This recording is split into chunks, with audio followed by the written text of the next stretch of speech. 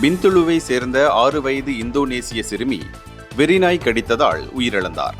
கடந்த ஜூலை 4ஆம் தேதி காய்ச்சல், இருமல், வயிற்று வலியுடன் மருத்துவமனையில் சேர்க்கப்பட்ட அந்த சிறுமி பின்னர் இறந்ததாக சபா மாநில சுகாதாரத்துறை தெரிவித்துள்ளது.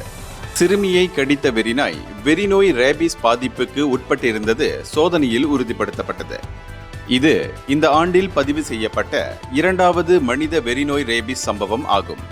2017ஆம் ஆண்டிலிருந்து இதுவரை 85 வெறிநோய் பாதிப்புகள் பதிவாகியுள்ளன.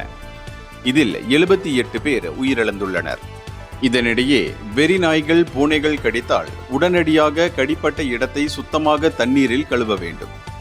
மேலும் இதனைத் தொடர்ந்து உடனடியாக அருகிலுள்ள மருத்துவமனைக்கு சென்று சிகிச்சை பெற வேண்டும். 2025ஆம் ஆண்டின் ஜனவரி முதல் ஆகஸ்ட் மாதம் வரை சபா மாநிலத்தில் 12,000க்கும் மேற்பட்ட விலங்குகள் கடித்த சம்பவங்கள் பதிவாகியுள்ளன. இதில் பெரும்பாலான சம்பவங்கள் நாய்கள், பூனைகள் கடித்தவை ஆகும்.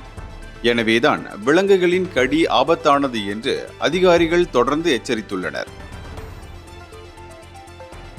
இந்தியர்களின் இதய குரல் மக்களோசை.